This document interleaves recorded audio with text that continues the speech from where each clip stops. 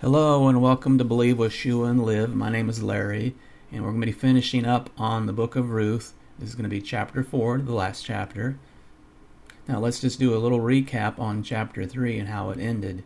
Remember, before the sun was up, Boaz told Ruth that he was going to fix Naomi's issue. Then he sent her home with some grain for Naomi. Chapter 3 ends them not knowing the outcome was going to be. But we all know the outcome was going to be she was going to get a new husband, Ruth. Now that we've recapped chapter 3, now let's read chapter 4. Now Boaz went up to the gate and sat down there. And behold, the close relative of whom Boaz had spoken came by. Come aside, friend. Sit down here. So he came aside and sat down. And he took 10 men of the elders of the city. Sit down here. So they sat down. Naomi, who has come back from the country of Moab, sold the piece of land which belonged to our brother Elimelech. And I thought to inform you, saying, buy it back in the presence of the inhabitants and the elders of my people. If you will redeem it, redeem it. But if you will not redeem it, then tell me, that I may know. For there is no one but you to redeem it, and I am next after you. I will redeem it. On the day you buy the field from the hand of Naomi, you must also buy it from Ruth the Moabitess, the wife of the dead, to perpetuate the name of the dead through his inheritance. I cannot redeem it for myself, lest I ruin my own inheritance. You redeem my right of redemption for yourself, for I cannot redeem it. Now this was the custom in former times in Israel concerning redeeming and exchanging. To confirm anything, one man took off his sandal and gave it to the other, and this was a confirmation in Israel. Therefore the close relative said to Boaz, Buy it for yourself. So he took off his sandal.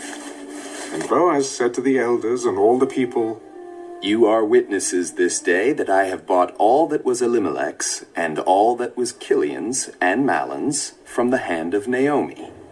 Moreover, Ruth the Moabitess, the widow of Mahlon, I have acquired as my wife, to perpetuate the name of the dead through his inheritance, that the name of the dead may not be cut off from among his brethren, and from his position at the gate. You are witnesses this day. We are witnesses.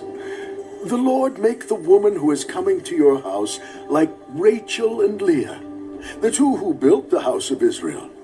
And may you prosper in Ephrathah and be famous in Bethlehem. May your house be like the house of Perez, whom Tamar bore to Judah, because of the offspring which the Lord will give you from this young woman.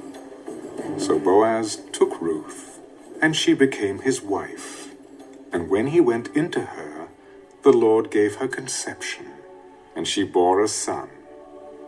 Then the women said to Naomi, Blessed be the Lord, who has not left you this day without a close relative, and may his name be famous in Israel. And may he be to you a restorer of life and a nourisher of your old age. For your daughter-in-law, who loves you, who is better to you than 7 sons, has borne him. Then Naomi took the child and laid him on her bosom, and became a nurse to him. Also the neighbor women gave him a name. There is a son born to Naomi. And they called his name Obed.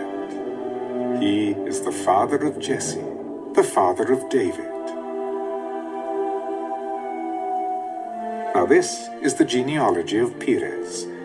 Perez begot Hezron. Hezron begot Ram, and Ram begot Amminadab. Amminadab begot Nahshon, and Nahshon begot Salmon.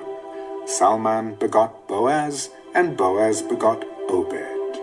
Obed begot Jesse, and Jesse begot David. Now that we read chapter 4 is a little bit confusing to a Western way of thinking, being that it is an ancient Hebrew culture. Now we see in this chapter that Boaz is waiting as a family kinsman redeemer at the gate to the city. Why? Because that is where the issues were resolved. He was also gathering town elders as witnesses. Remember, Boaz is not the closest kinsman redeemer, and he is unwavering in following God's ways by showing respect to the closer kinsman redeemer. We see that not all circumstances are black and white. There are some gray areas, and apparently there was a need to redeem this type of situation in the past. So they came up with a solution to transfer the core understanding of the Levite marriage to the kinsman redeemer.